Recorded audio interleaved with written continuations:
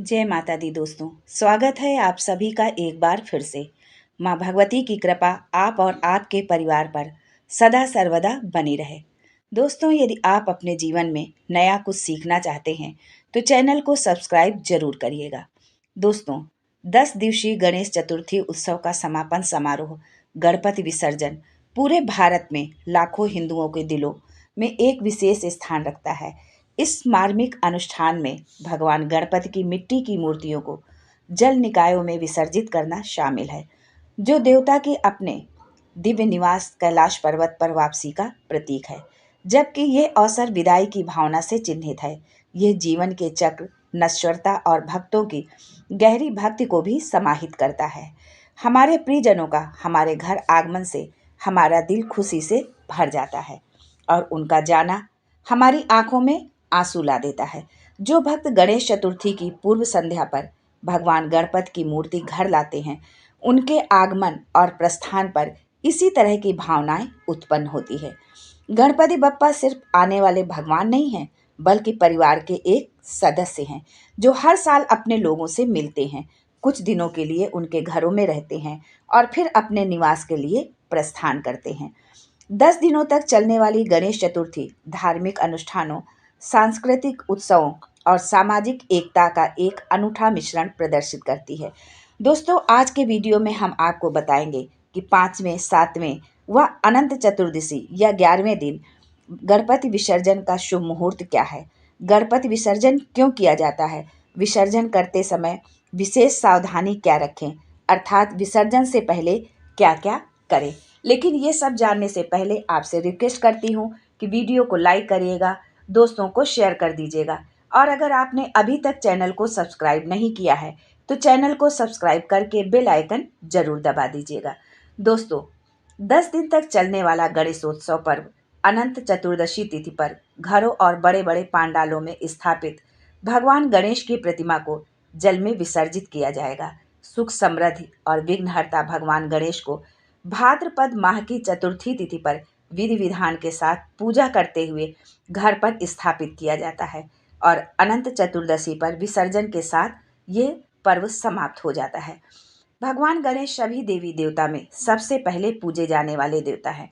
इसके अलावा सभी तरह के शुभ कार्यों में गणपति की पूजा व स्मरण जरूर किया जाता है। सनातन धर्म में भगवान गणेश को बुद्धि, वाणी, विवेक और समृद्धि के देवता माना जाता है। गणेश पूजा से सभी प्रकार के वास्तु दोष शीघ्र दूर हो जाते हैं।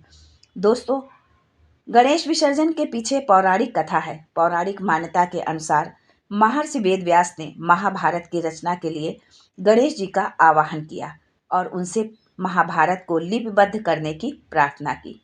गणेश जी ने उनकी प्रार्थना को स्वीकार तो किया, परंतु उन्होंने एक शर्त रखी कि जब मैं लिखना प्रारंभ करूंगा तो कलम को रोकूंगा नहीं। यदि कलम रुक गई तो लिखना बंद कर दूंगा। वेद व्यास जी ने कहा कि भगवान, आप देवताओं में अग्रणी हैं, विद्या और बुद्धि के दाता हैं और मैं एक साधारण ऋषि हूँ। यदि किसी श्लोक में त्रुटि हो जाए तो आप उस श्लोक को ठीक कर उसे लिपिबद्ध करें। गणपति जी ने सहमति दी और दिन रात लेखन कार्य प्रारंभ हुआ। दिन रात लेखन कार्य करने के कारण गणेश जी को थकान तो होनी ही थी, यहाँ तक कि पानी पीना भी उनके लिए वर्जित था। गणपति जी के शरीर का तापमान बढ़े नहीं, इसलिए वेद व्यास ने उनके शरीर पर मिट्टी का लेप किया और भाद्रपद शुक्ल चतुर्थी को गणेश जी की पूजा की। मिट्टी का लेप सूखने पर गणेश जी के शरीर में अकड़न आ गई। इसी कारण गणेश जी का एक नाम पार्थिव गणेश भी पड़ा। महाभारत का लेखन कार्य 10 दिन तक चला और अनंत चतुर्दशी को लेखन कार्य संपन्न हुआ। वेद व्यास ने देखा कि गणपति का शारीरिक तापमान फिर भी बहुत बढ़ा हुआ है और उनके शरीर पर लेप की गई मिट्टी सूखकर झड़ रही है, तो वेद व्यास ने उन्हें शीतल जल में बैठा दिया। इन 10 दिनों में वेद व्यास ने गणेश जी को खाने के लिए विभिन्न प्रकार के खाद्य पदार्थ दिए।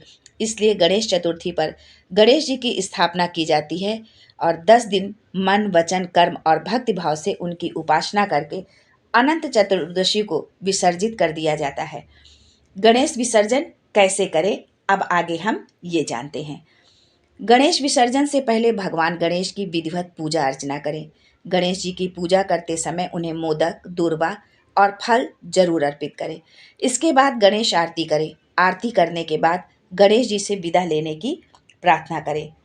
फिर इसके बाद जहाँ पर भगवान गणेश पिछले 10 दिनों से स्थापित हैं, वहाँ से उनकी प्रतिमा को ध्यान और सम्मान से उठा लें। फिर प्रतिमा को लकड़े के पाटे पर, जिसमें लाल या गुलाबी कपड़ा बिछा हो, वहाँ पर रख दें। फिर गणेश जी की प्रतिमा के ऊपर गंगा जल का छिड़काव करें। इसके बाद गणेश जी की मूर्ति के साथ सभी तरह की सामग्री को एक पोटली में बांधकर प्रतिमा के पास रख दें। अब गणेश जी की मूर्ति को बहते हुए जल में विसर्जित कर दें। इसके बाद अंत में अगले वर्ष दोबारा से आने की कामना करें। दोस्तों, आगे हम जानते हैं गणपति विसर्जन का शुभ मुहूर्त क्या होगा। जो लोग 5वें दिन गणपति का विसर्जन कर रहे हैं, उनके लिए प्रातः काल का शुभ मुहूर्त है 7:08 से प्रातः 8:39 तक। दोपहर का मुहूर्त है सुबह 11:41 से शाम 4:14 तक। और सायंकाल का मुहूर्त है शाम 5:45 से शाम 7:14 तक। और रात्रि का मुहूर्त है 8:43 से रात 1:10 तक, यानी 24 सितंबर 12 बजे के बाद से अगली डेट हो जाएगी। और प्रातःकालीन का मुहूर्त है सुबह 4:09 से सुबह 5:38 तक, 24 सितंबर को। 7वें दिन जिन लोगों को गणपति विसर्जन करना है, उनके लिए शुभ मुहूर्त है प्रातःकाल का मुहूर्त है सुबह 5:38 से सुबह 7:09 तक। प्रातःकाल का मुहूर्त है सुबह 8:39 से सुबह 10:10 तक।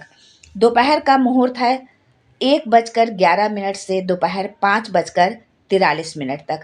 सायंकाल का मुहूर्त है शाम 5:43 से रात 7:12 तक। रात्रि का मुहूर्त है 10:11 से रात 11:41 तक। अनंत चतुर्दशी के दिन गणपति बप्पा का जो विसर्जन किया जाएगा, उसके लिए शुभ मुहूर्त है प्रातःकाल का मुहूर्त है सुबह 5:39 से सुबह 7:09 तक। अगला मुहूर्त है सुबह 10:09 से दोपहर 2:39 तक। दोपहर का मुहूर्त है शाम 4:10 से शाम 5:40 तक। शाम का मुहूर्त है 5:40 से रात 8:40 तक। रात्रि का मुहूर्त है 11:40 से 1:10 तक। और उसी दिन 29 सितंबर को चतुर्दशी तिथि आरंभ हो रही है। 27 सितंबर 2023 को रात 10:18 से। चतुर्दशी तिथि का समापन होगा 28 सितंबर 2023 को शाम 6:49 पर। दोस्तों, गणेश चतुर्थी पर यदि आपने भी गणपति बप्पा की स्थापना की है, तो उनका विसर्जन भी जरूर करेंगे। लेकिन विसर्जन से पहले यदि आप अगले वर्ष गणपति बप्पा को पुनः अपने घर में बुलाना चाहते हैं, तो इस प्रक्रिया से उनका विसर्जन करें। गणेश जी की मूर्ति को विसर्जन के लिए ले जाने से पहले आपको उनकी आरती करनी चाहिए। परिवार के सभी सदस्य उपस्थित रहें। सामान्य गणेश मंत्रों और आरती प्रार्थनाओं का जाप किया जाना चाहिए। विसर्जन के दिन की शुरुआत पूजा और सुबह की आरती से करनी चाहिए। इस समय भक्तजन जय गणेश देवा आरती और सुख करता दुख हरता आरती गाएं। आरती के बाद भगवान गणेश को भोग लगाएं। विसर्जन अनुष्ठान उत्तरांग पूजा से शुरू होता है, जिसमें गणपति को दीप, पुष्प, धूप, गंध और नैवेद्य नामक 5 वस्तुएं अर्पित की जाती हैं। जब विसर्जन का समय हो तो परिवार के सदस्यों को एक बार फिर इकट्ठा होना चाहिए और घर से निकलने से पहले विसर्जन आरती करनी चाहिए। वही आरती जो आपको मैंने ऊपर बताई है। विसर्जन आरती और प्रसाद वितरण के बाद परिवार के सदस्यों में से किसी एक को बहुत धीरे धीरे और थोड़ा सा गणपति मूर्ति को लगभग 1 इंच आगे बढ़ाना चाहिए। ऐसा घर से निकलने से करीब 5 से 10 मिनट पहले करना चाहिए।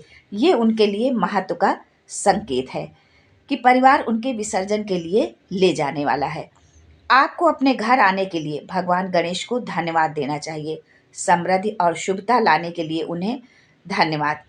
अपनी सभी कठिनाइयों को अपने साथ दूर करने के लिए उन्हें धन्यवाद दें। किसी भी प्रकार की गलती के लिए उनसे क्षमा मांगे। यदि आप अगले वर्ष गणेश मूर्ति लाने की योजना बना रहे हैं तो उन्हें वापस आने के लिए कहें। इसके बाद घर के सभी सदस्य भगवान पर अक्षत या कच्चे चावल छिड़कने के लिए इकट्ठा हों। अब गणेश जी की फैली हुई हथेली में चीनी के साथ 1 चम्मच दही डाल दीजिए, क्योंकि हिंदू, विशेष रूप से महाराष्ट्रियन, मानते हैं कि जिस भी अतिथि को दही और चावल मिलता है वो निश्चित रूप से दोबारा घर आता है। एक लाल कपड़ा ले लें, उसमें सूखा नारियल आधा रखें, उसमें गुड़ और 5 अलग अलग तरह के अनाज भर दें। उसे एक गांठ में बांध दें और गणेश जी के हाथ पर बांध दें। ये उनकी यात्रा के लिए बनाया गया भोजन होगा। थोड़ा पानी लें और इसे विसर्जन करने वाले व्यक्ति पर छिड़कें। जब परिवार गणेश जी को विसर्जन के लिए ले जाने के लिए तैयार हो तो परिवार के सदस्यों को गणेश मूर्ति उठानी चाहिए और उन्हें घर के चारों ओर, मुख्य रूप से मास्टर बेडरूम और रसोई में ले जाना चाहिए, ताकि उनके पवित्र चरण और आशीर्वाद पूरे घर में पड़े। आसपास के अन्य लोग गणपति बप्पा मोरया और अन्य गणेश मंत्रों का जाप कर सकते हैं। एक बार मूर्ति उठाने के बाद उसे घर में कहीं भी न रखें। घर से बाहर निकलें और विसर्जन स्थल की ओर बढ़ें। घर या इमारत से बाहर निकलते समय परिवार के एक सदस्य को एक नारियल लेना चाहिए और मूर्ति के सिर पर 3 बार घुमाना चाहिए और नारियल को जमीन पर तोड़ देना चाहिए और एक तरफ रख देना चाहिए। इसे प्रसाद के रूप में वितरित नहीं किया जाना चाहिए और उसी दिन पानी में विसर्जित किया जा सकता है। जो नारियल आपने फोड़ा है उसको आप पानी में विसर्जित कर दें। एक बार ऐसा हो जाने पर परिवार के सदस्य समुद्र तट या विसर्जन स्थल पर जा सकते हैं, जहां अंततः उसे जाने देने से पहले एक बार फिर आरती की जानी चाहिए। विसर्जन करने वाले व्यक्ति को गणेश जी पर चढ़ी सभी मालाएं और अन्य सजावट हटा देना चाहिए। इसे किसी अखबार या कवर में इकट्ठा कर लें। इसे नदी या जलाशय में नहीं फेंकना चाहिए। मूर्ति का विसर्जन अधिकारियों द्वारा दिए गए उचित स्थान पर ही आप करें।